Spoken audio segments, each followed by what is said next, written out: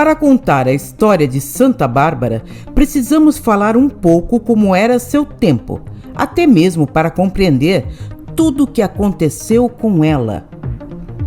Bárbara da Nicomédia nasceu na época da Tetrarquia Romana, ou seja, quando o Império Romano estava em menos de 300 anos após a morte de Jesus, em uma crise política terrível, onde usurpadores tomavam o governo sucessivamente, se tornando imperadores. Junto vinham as rebeliões de povos bárbaros que nunca aceitaram a submissão ao império. Vieram pestes, invasões e crescia uma nova religião, o cristianismo. Com ele, chegava a terrível perseguição àqueles que ingressavam nessa nova fé, que pregava o amor e o perdão em um estado guerreiro que tomava tudo à força, ou seja, o cristianismo estava incomodando bastante os poderosos. Para resolverem esse caos, para controlarem um império que tinha se tornado gigantesco, Diocleciano dividiu em 4 grandes regiões, governadas por ele, Galério, Maximiano e Constâncio Cloro. Eles foram chamados de tetrarcas. Foi nesse ambiente de perseguições e ódio, com a morte de muitos seguidores do Cristo, que nasceu Bárbara. Bárbara nasceu na Turquia e viveu no atual Líbano em torno do ano 300, no lugar que hoje é a cidade de Baalbek, filha de um homem muito rico chamado Dióscoro. Dizem que ela era tão linda, mas tão linda, que seu pai, ciumento de sua beleza e para afastar pretendentes que não interessariam aos seus negócios, trancou-a em uma torre. A solidão fez bem a Bárbara, que meditava muito sobre o sentido da fé, até o dia que seu pai decidiu tirá-la dali para que escolhesse seu pretendente. Mas, para desagrado de todos, ela não aceitava nenhum. Achando que isso era resultado de tantos anos de reclusão, permitiu-lhe que ao menos pudesse escolher seus amigos. Aconteceu que esses amigos apresentaram-lhe o cristianismo e ela aceitou ser batizada. Em uma das ausências dele, durante a construção de uma sala de banho destinada a ela, Bárbara intrometeu-se na obra e, quando ele voltou, encontrou símbolos cristãos esculpidos na peça. E dizem, a fonte de água que jorrava ali acabou ficando milagrosa, com poderes curativos, mais tarde. Não precisamos dizer que o pai de Bárbara não gostou nada disso. Interrogada por ele, confessou sua fé e sua conversão.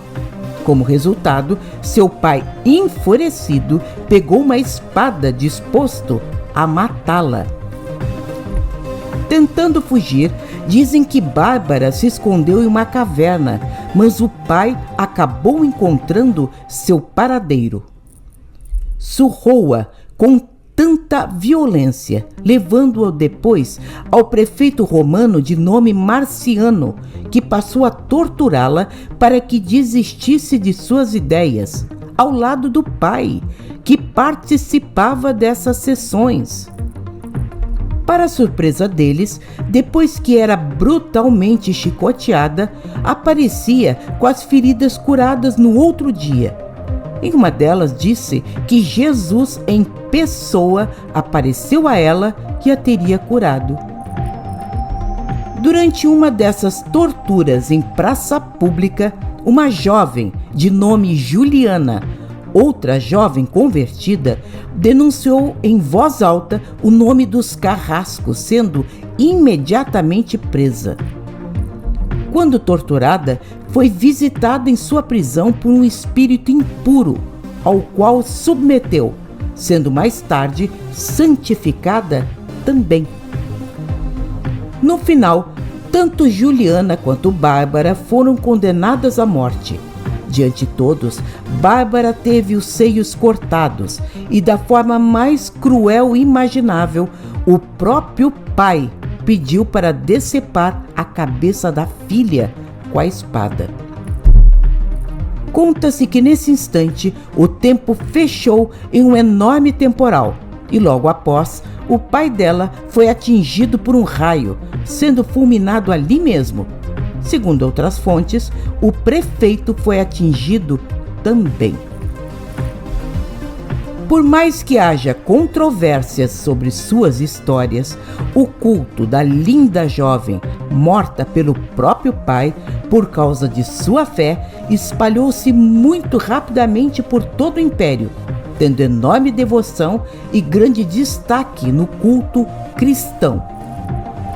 Suas relíquias encontram-se espalhadas atualmente, tendo a Catedral de São Volodymyr, em Kiev, na Ucrânia, sua maior parte.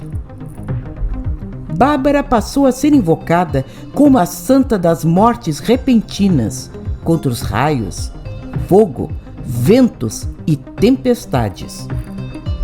Por sua relação com a construção de sua sala de banho, tornou-se protetora dos arquitetos e pedreiros, dos prisioneiros, dos que trabalham ao lado do fogo como bombeiros e fundidores, pela artilharia e protetora do uso das armas e atividades que lidam com o uso da pólvora, como os mineradores.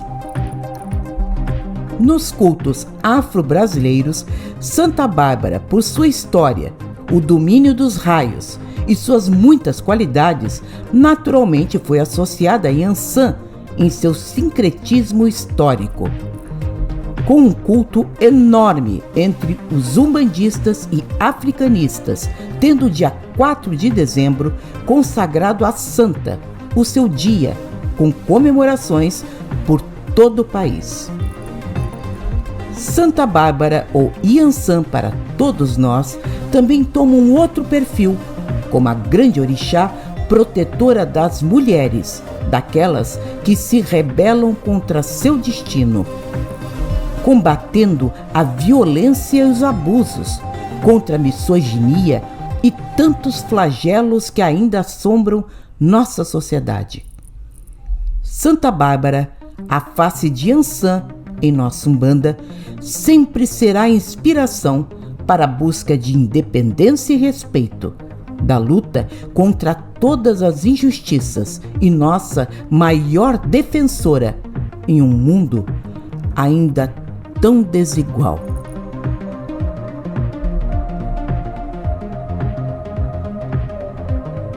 Gostou? Dê like, compartilhe suas redes sociais. Toda semana um vídeo sensacional feito com carinho para você. Até a próxima semana.